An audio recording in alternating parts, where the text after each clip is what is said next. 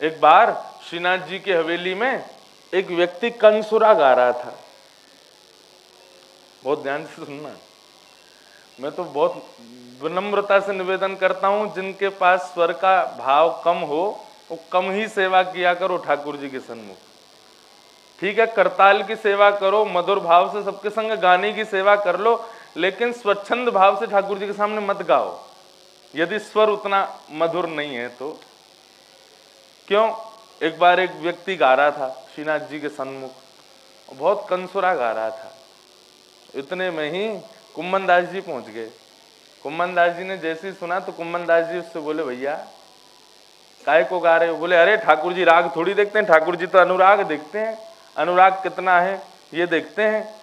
कुम्मन दास जी बोले, लेकिन मेरो सिद्धांत ऐसो के जाकू सुन के इंसान ना रीझे, वाकू सुन के ठाकुर कैसे रीझ जाएगो। जाकू सुन करके इंसानन को प्रसन्नता ना है रही, वाकू सुन के लाला कैसे रीझ जाएगो। या हमारे कुम्मन दास जी की यदि प्रणालिका देखें तो कुम्मन दास जी तो यही निवेदन करें, भैया जहाँ पे स्वर ना हो वो दूसरी सेवा करो, लेकिन स्वर को भाव ठाकुर जी के सन्मुख प्रस्तुत मत करो। और कहीं स्वर से इतनी रीझ जामे कि एक बार श्रीनाथ जी की हवेली के द्वारपाल के रूप में एक बढ़िया गवैया द्वारपाल बना श्रीनाथ जी का, लेकिन उसको रागों का समय नहीं पता था कि कब कौन सा राग गाना चाहिए। जैसे भोर में भैरव राग गाना चाहिए, भैरवी गाना चाहिए, सायकालीन सत्र में बिहाग गाना चाहिए, मधुर राग गाने चाहिए, कोमल राग गाने चाहिए। ये रागों की सब भूमिकाएं हैं। ठाकुर जी को सुख मिले इस भाव से गाया जाता है। लेकिन वो जो पहरेदार था ठाकुर जी का, रात्रि की शिफ्ट होती थी उसकी, रात में आता था सेवा में, तो रात में जब वो आता था उस समय बिहाग गाया जा रहा होता था। नैनों में नींद भर आई लालन के, नैनों में नींद भर आई, यही होता था।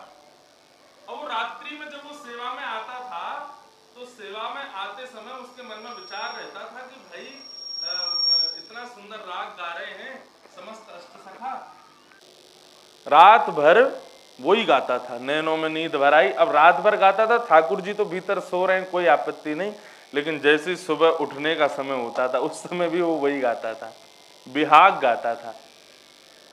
रात भर बिहाग गाता था और सुबह सुबह जब वो उठ करके बैठता था तो उसी समय आ जाते थे सूरदास आदि सब अष्टसखा आते, और अष्टसखा आकर के उस समय भैरव गाते, भैरव राग में ठाकुर जी की सेवा करते।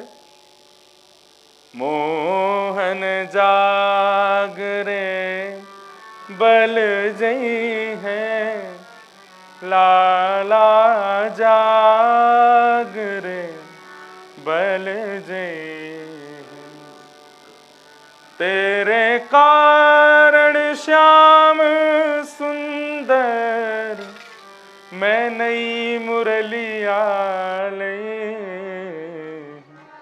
मोहन जागरे बल जई है, लाला जागरे बल जई है।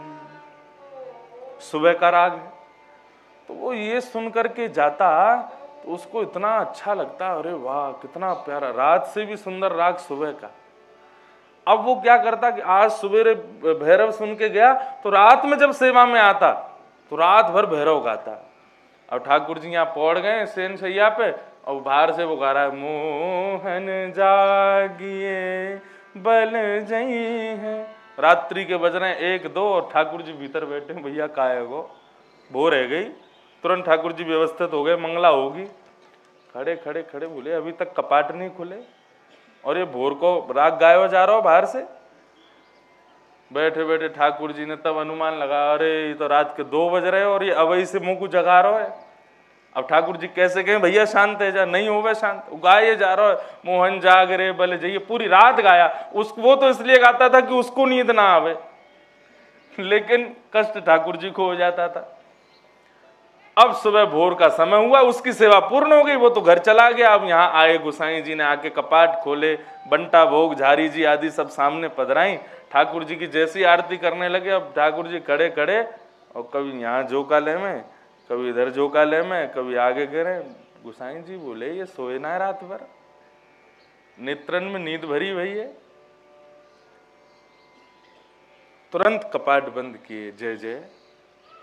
आपको कष्ट हुआ, श्रम हुआ, रात भर आप सोए नहीं, आप मंगला में सो रहे हो। ठाकुर जी ने 1-2 दिन तक तो बताया नहीं, लेकिन जब अति हो गई, एक दिन ठाकुर जी अपनी मुख्य पीठ से जहां पे आरती होती थी वहां से एक दिन नीचे ही पधर गए, इतनी जोर की नींद आई। गोसाई जी ने तुरंत अनुसर किया, तुरंत बोले आज आपको बताना पड़ेगा, रात्रि भर कहाँ रहते हो आप, शयन नहीं करते हो, मंगला में नींद आती है आपको। ठाकुर जी बोले गोसाई जी अब हम क्या बताएं आपको। बोले ये जो आपने नयो पहरेदार रखो है ना। बोले हाँ। बोले रात भर भैरव गावे, और भैरव हमारे उत्थापन को राग है। अभी रात भर भैरव गावे तो आंखन में नींद तो भरी रहे, लेकिन जाके भैरव को सुन के आंख खुली रहे, नींद ही ना आवे, रात भर सोन ना दे। ठाकुर जी शिकायत नहीं कर रहे थे, लेकिन ठाकुर जी केवल एक भाव बता रहे, भाई इतना पूछ रहे हो हमको नींद क्यों आती, तो लो सुनो इसलिए आती है। गोसाई जी को लगा ठाकुर जी को श्रम हो गया। गोसाई जी तुरंत बाहर आए और उस पहरेदार को बोले सुनो तुम ये अपना वेतन रखो, कल से मत आना। क्यों? बोले तुमने हमारे ठाकुर जी को श्रम कराया, रात भर भैरव गाते हो, लाल जी बेचारे सोते नहीं है और ऐसी स्थिति उनकी हो गई है, अब कल से आना नहीं, निकल जाओ यहां से। बहुत रोया, लेकिन गोसाई जी ने उसको स्वीकार नहीं किया। बोले हमारे लाला को जो श्रम देगा उसको हम भीतर प्रवेश नहीं करने देंगे। चला गया वापस। लेकिन ठाकुर जी की तो पूरी दिनचर्या बदल गई। अब जब तक भैरव नहीं सुने तब तक नींद नहीं आती उनको, और जब तक बिहाग नहीं सुने तब तक उनकी आंख नहीं खुलती। उल्टा हो गया, रात्रि का राग सुबह में सुनने में उनकी रुचि होने लगी और सुबह का राग रात्रि में। अब तो ठाकुर जी फिर नहीं सोमे पूरी रात, सुबह सुबह आरती के समय फिर झोंके खावे। तो गोसाई जी बोले लाल जी कहा भैया अब तो मैंने आपको भगा दिया यहाँ से, आप अभी भी श्रम में हो, रात्रि भर सोए नहीं। ठाकुर जी बोले अब हमारा नियम बदल गयो है। क्यों? बोले अब सुबह को राग रात्रि में गवेगो तो नींद आवेगी। अगर आप रात्रि में कहोगे मोहन जाग रे बल जई हैं और भैरव में गाओगे तब नींद आवेगी, और सुबह सुबह कहोगे नैनों में नींद भर आई तब हमारे नेत्र खुलेंगे। बोले अब हमको जो है हमारा उल्टा सीधा हो गया सब क्रम। और सुनो तुमने जिसको भगाया है ना उसको वापस बुलाओ, अब तो वही सेवा करेगा हमारी, उसकी सेवा के बिना हम नहीं रह पाएंगे। लाल जी कितने सहज हैं, न जाने कौन से गुण पर दयानिधि रीझ जाते हैं। उनको कौन सी आपकी सेवा, कौन सा आपका भाव प्रिय लग जाए, किस भाव पर वो आनंदित हो जाएं, कौन जाने।